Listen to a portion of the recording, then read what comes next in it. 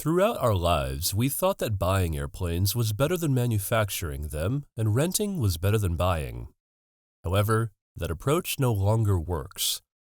We need to spend more on research and development and start manufacturing our own planes. These were statements made by President Xi Jinping to workers at one of the Chinese aircraft manufacturing centers.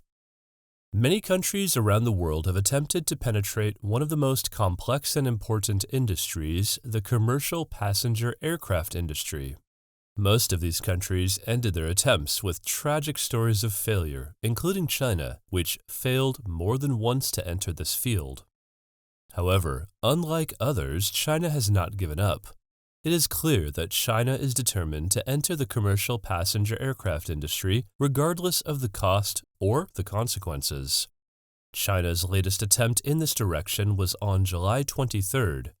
On this day, the Chinese commercial passenger aircraft company announced that 6 Chinese aircraft of the C919 model had successfully completed their test flight, which was a necessary step for the Chinese government to approve their use in commercial aviation. What is interesting here is that the Chinese company's new aircraft theoretically enters into competition with 2 giants of the aircraft manufacturing world, Boeing from America and Airbus from Europe. These 2 companies monopolize the industry and control the entire global market, including the Chinese market itself. The question that everyone is now asking is what the story with the Chinese C919 is. Does this aircraft pose a real threat to Boeing and Airbus? Are the Americans and Europeans afraid of it? Do the Chinese know how to build the C919 by themselves, or do they need help? Are they building it from scratch or assembling it? The most important question is what the story of the Chinese with aircraft manufacturing is and why this country insists on manufacturing passenger aircraft instead of buying them like the rest of the world. This is part of what we will discuss together in today's episode. In 1970, nearly a century after suffering humiliation at the hands of the West, the Chinese had a fervent desire to reclaim at least some of their squandered dignity. They attempted to do this by doing something that only 4 other countries in the world could do at the time, building a modern, large commercial passenger aircraft. Of course, the Chinese encountered a problem. They had no experience in manufacturing commercial aircraft. Their experience was limited to manufacturing copies of foreign military aircraft, but the Chinese did not see this as a problem.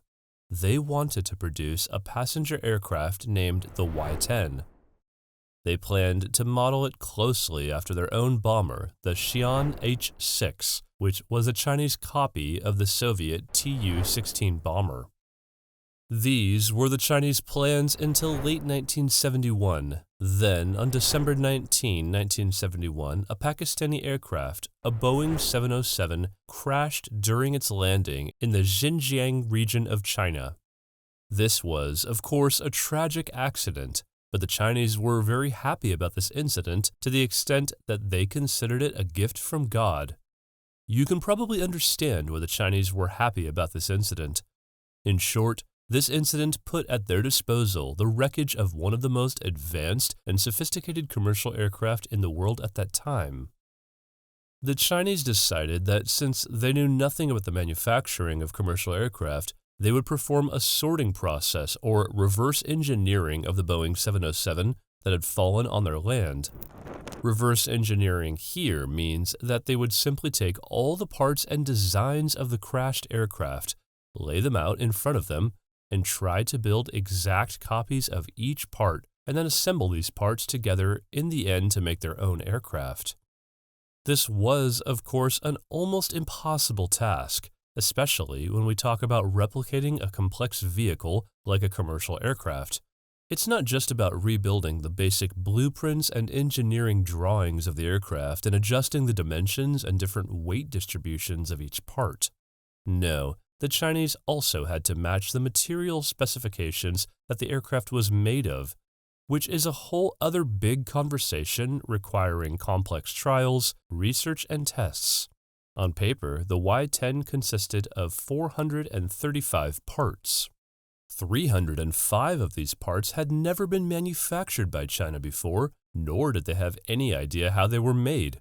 But the Chinese did not give up. On January 13, 1972, almost 2 months after the American-manufactured Boeing aircraft fell on Chinese soil, the Chinese government sent one of China's most famous military leaders, Marshal Yi Jianying, to the wreckage site, along with 500 people, including engineers and scientists from more than 32 departments.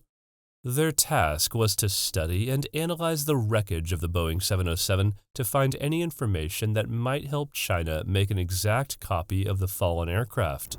The Chinese government told the engineers it sent that it did not want the quality of the Y-10 to be any less in any way than that of the Boeing 707, and this was a point that was non-negotiable. On this basis, this army of Chinese engineers and scientists worked on the matter 24 hours a day, 7 days a week, even during holidays and official vacations. Fortunately for the Chinese, while they were working on studying the wreckage of the Pakistani aircraft, they managed to get their hands on a completely intact Boeing 707. What exactly happened was that diplomatic relations between America and China saw some improvement in the early 70s. In February 1972, American President Richard Nixon visited China. Nixon went there while riding an aircraft of the Boeing 707 model, and the Chinese were very impressed by Nixon's plane. In this context, the American Boeing company sold 10 aircraft of the Boeing 707 model to the Chinese, the sister model of the aircraft the Chinese were already working on. But of course, the Americans did not know what the Chinese were doing. As soon as the Chinese received the aircraft, they took it out of service and put it into storage to study and analyze it piece by piece, to see how it was made and how it worked, thus making their own aircraft, the Y-10, a copy of it. The Chinese actually succeeded in building a design structure that was almost identical to the original design, and in order to not make the imitation too obvious, they did not take the wings from the Boeing 707 design.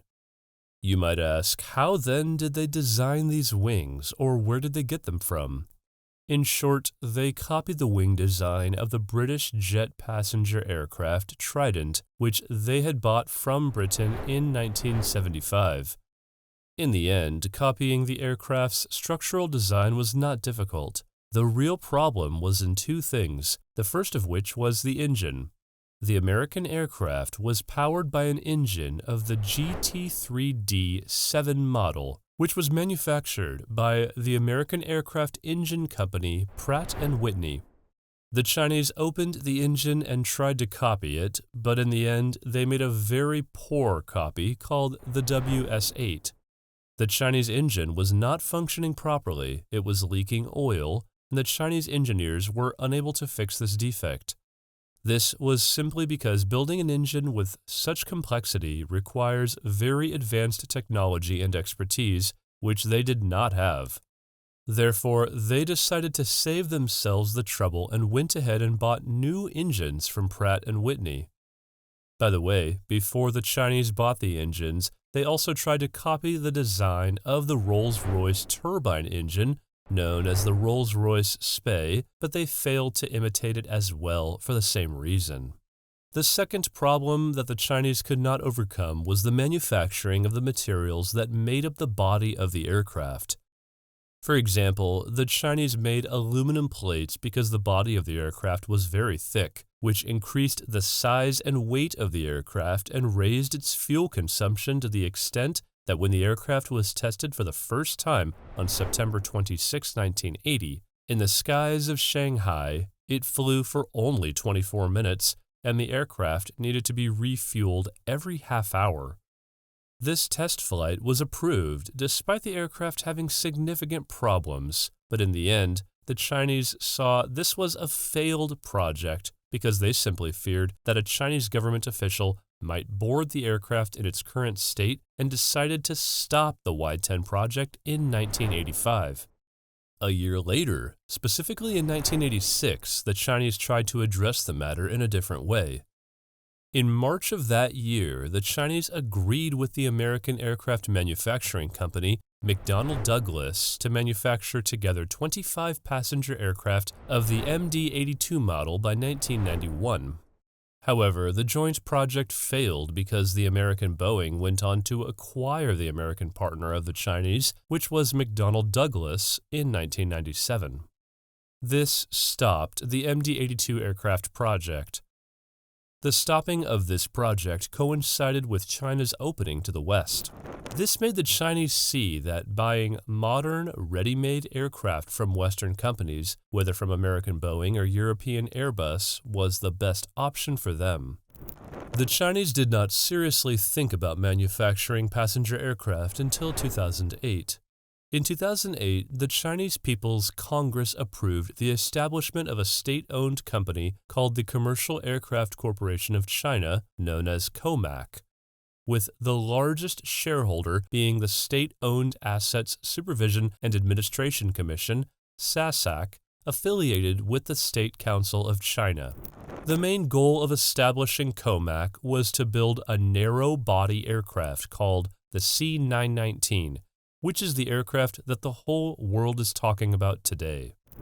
But before I continue, it is necessary for you to know that there are two main types of commercial passenger aircraft in the market. The first type is the narrow-body aircraft, and as the name suggests, these aircraft have a small body with a single aisle and a diameter between 3 to 4 meters, and the largest size of these aircraft can carry up to 280 passengers. The second type is the wide-body aircraft, which has a diameter ranging between 5 to 6 meters, features 2 aisles, and usually carries between 200 to 600 passengers. Let's return to our discussion. The Chinese decided to manufacture a narrow-body aircraft because it is somewhat easier, and at the same time, they see that the future belongs to narrow-body aircraft, especially in light of the problems that wide-body aircraft have begun to show in recent years, especially at Boeing. The plan in China initially was for the C919 to start operating in 2014 and then start marketing it abroad in 2016.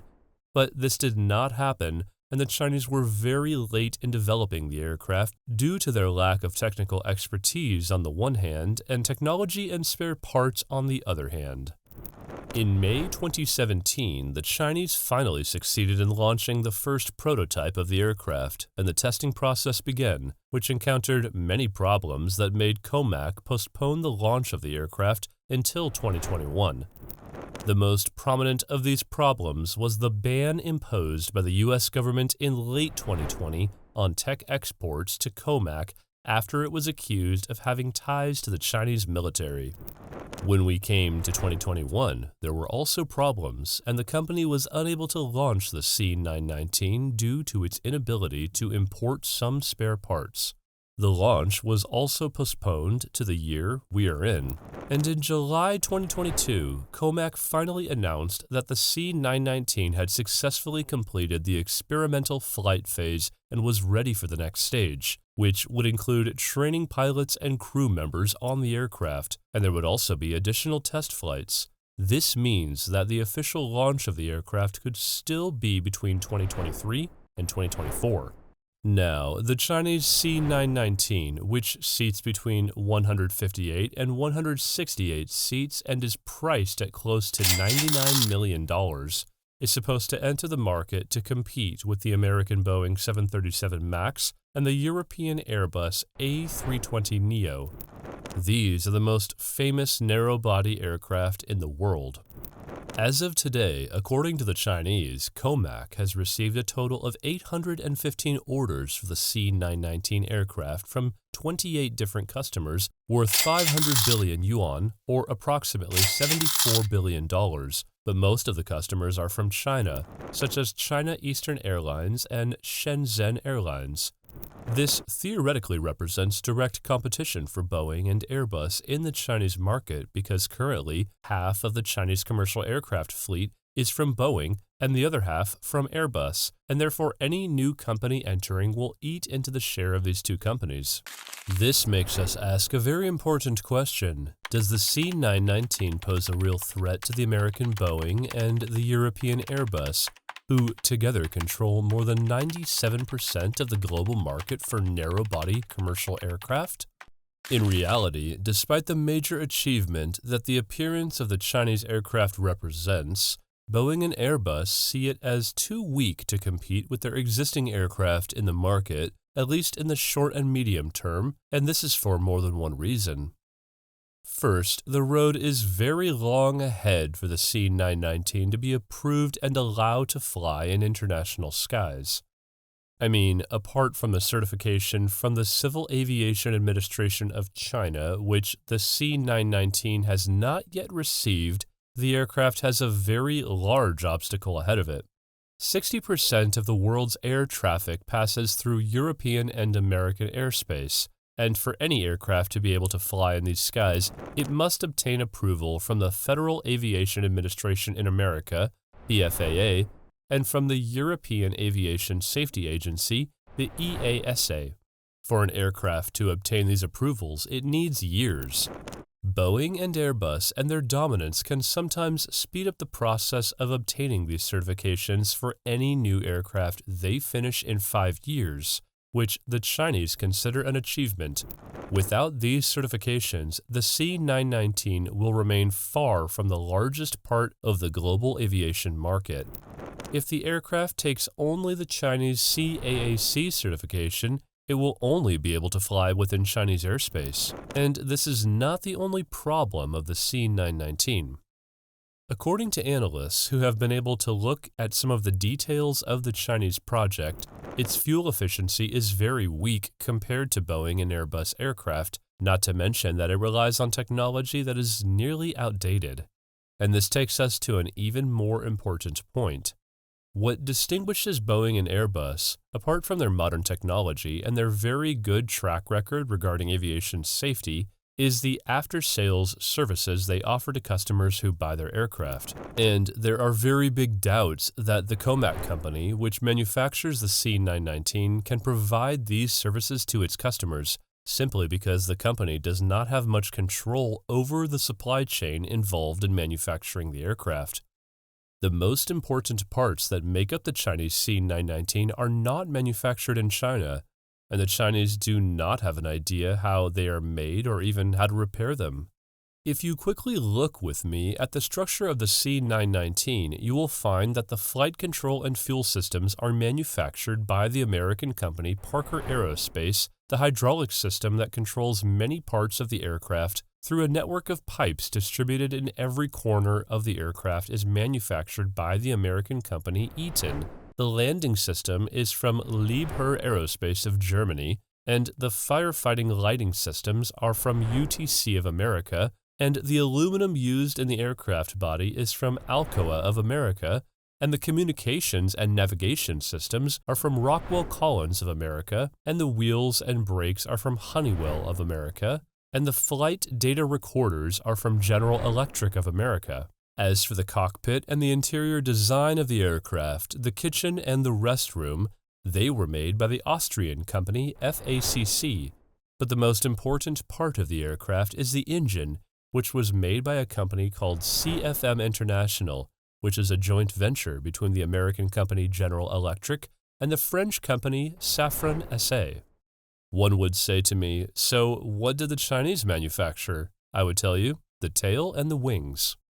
The Chinese manufactured them through the Chinese Aviation Industry Corporation, known as AVIC, and this means that the Chinese are the ones who assembled the C919 from every part. And this, apart from making it difficult for them to provide after-sales service and maintenance services to customers, puts them at the mercy of their competitors. If this aircraft entered the market today, tomorrow morning there might be no spare parts for it if the Americans decided to punish China for any reason, and the recent trade war between America and China is the best proof. America has 1,000 reasons to cut off water and electricity from the C919, the simplest of which is its desire to protect its most important company, Boeing. For those of you who do not know, Boeing is the largest exporting company in America. The same applies to the Europeans who care about protecting Airbus. Besides, if we assume that the Chinese were also able to manufacture all parts of the C919 in a few years, they would face a very difficult problem, which is that they would have to reapply for all the safety certificates for the aircraft with its old design. I mean, if, for example, the Chinese were able to manufacture the engine and equipment and other devices of the aircraft by 2030, then the regulatory authorities in America and Europe would ask them to submit new certificates and wait another 5 years at least, because for them this is a new aircraft other than the one that took the old certificates, and therefore it must be tested. But this is natural since we are talking about one of the most important and complex industries in the world, and the barriers to entry are not only high, but they are there in terms of safety. The aviation industry, folks, is one of the most competitive sectors in the world, and by the way, it is not just a game of companies. Governments play a big role in these conflicts. The Europeans stood behind Airbus for more than 40 years until it was able to stand on its own feet against Boeing, and Airbus would not have had a chance to achieve this without the generous government support it received, which, according to estimates from the World Trade Organization, amounted to more than $22 billion. And this is exactly what the Chinese are doing today. The Chinese have spent on the C919 so far between $50 and $72 billion, and this shows you how determined the Chinese are about this matter. But here is an important question. Are the Chinese stupid?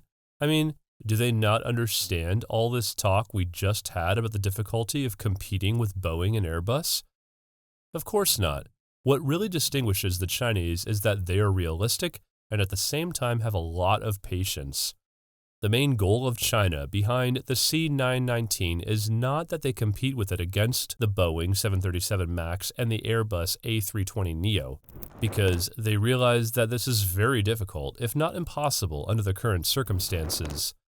They just want it to succeed so that it opens a path for them in the passenger aircraft industry and becomes a starting point for them in their pursuit to build original Chinese technology and help them accumulate experience in this field, which is considered an important and vital field for them more than any other country.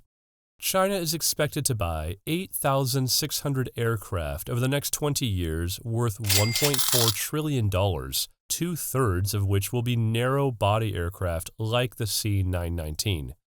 The Chinese are keen that a large part of the manufacturing operations of these aircraft they will buy are done in their country, so that they learn, and I expect that they will indeed learn in the long run, and this, by the way, is the opinion of Guillaume Faury, the CEO of Airbus.